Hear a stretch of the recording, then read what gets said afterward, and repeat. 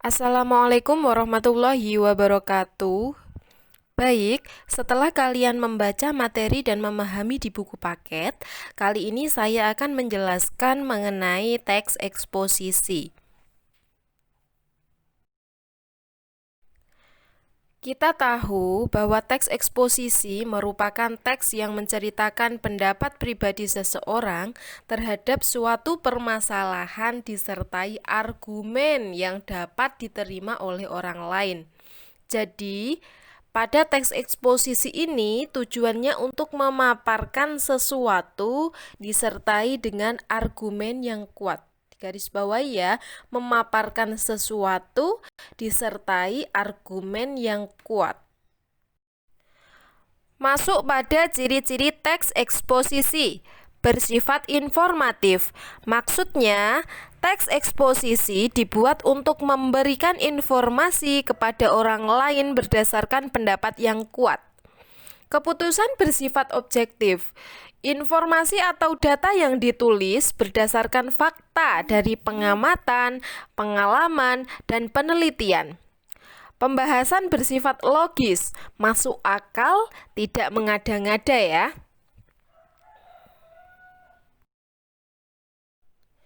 Selanjutnya, struktur teks eksposisi terdiri dari TAP, TAP, tesis, argumentasi, penegasan ulang.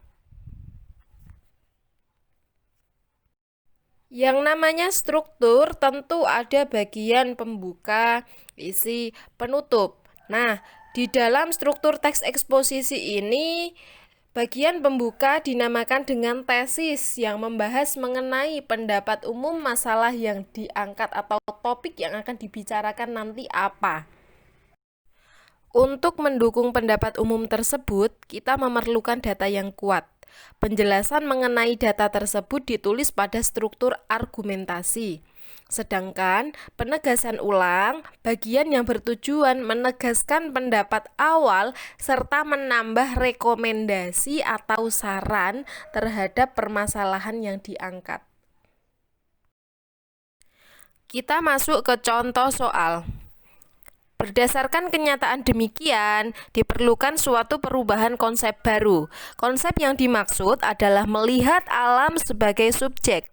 Konsep alam sebagai subjek berarti manusia dalam mempergunakan alam membutuhkan kesadaran dan rasa tanggung jawab. Di sini, seharusnya manusia dalam hidup dapat menghargai dan mempergunakan alam secara efektif dan bijaksana. Kutipan teks di atas terdapat pada struktur pernyataan umum, tesis, deskripsi bagian, argumentasi, atau penegasan ulang. Apa kira-kira? Kita analisis satu persatu. Pernyataan umum, apakah masuk ke struktur teks eksposisi? Tidak ya. Struktur LHO, jadi salah. B. Tesis. Tesis itu bagian pembuka, sedang pada kalimat awal terdapat kata berdasarkan kenyataan demikian. Bisa jadi paragraf ini terletak di tengah atau di akhir. Jadi, salah. C. Deskripsi bagian, struktur teks LHO. Jadi, salah. D. Argumentasi, penggalan teks tersebut tidak disertai dengan data yang kuat. Jadi, salah. E. Penegasan ulang, menegaskan pendapat awal serta menambah rekomendasi atau saran terhadap permasalahan yang diangkat. Di situ ada kalimat saran, diperlukan suatu perubahan konsep baru, terus dilanjutkan dengan saran-saran yang lain. Jadi, jawabannya adalah E. Penegasan ulang karena berisi rekomendasi atau saran. Paham sampai sini? Kalau sudah paham, kita lanjutkan ke bahasaan teks eksposisi. Kita baca sama-sama ya. Konjungsi, nama lainnya adalah kata sambung. Contoh oleh sebab itu, namun, kemudian. Kalimat simplek, kalimat yang hanya memiliki satu verba utama atau dinamakan dengan kalimat sederhana, kalimat tunggal, sama saja. Kalimat kompleks, kalimat yang memiliki dua verba atau lebih. Konjungsi antar kalimat. Konjungsi yang menghubungkan kalimat satu dengan kalimat yang lain.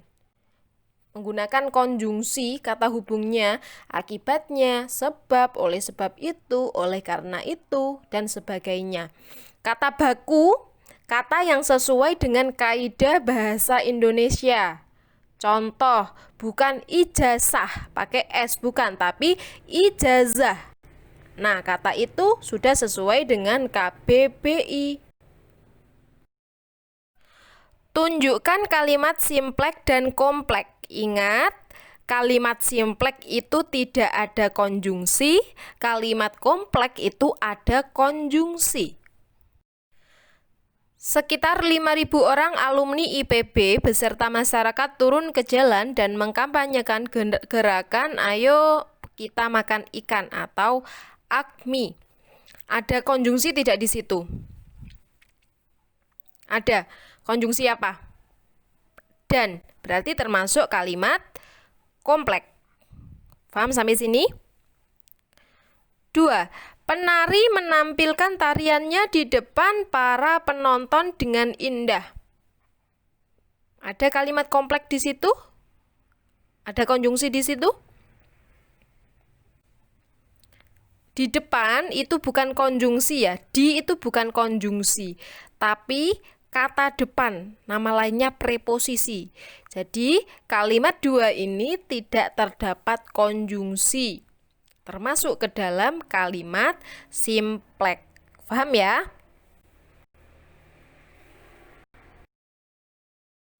Baik, kita lanjutkan lagi jenis-jenis teks eksposisi.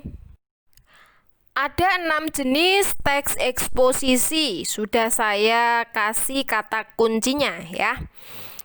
Eksposisi definisi, berarti memaparkan tentang suatu makna, ditandai dengan kata definitif. Adalah, merupakan, yakni, yaitu. Eksposisi identifikasi, memaparkan ciri-ciri. Eksposisi perbandingan, memaparkan kesamaan atau perbedaan antara dua objek.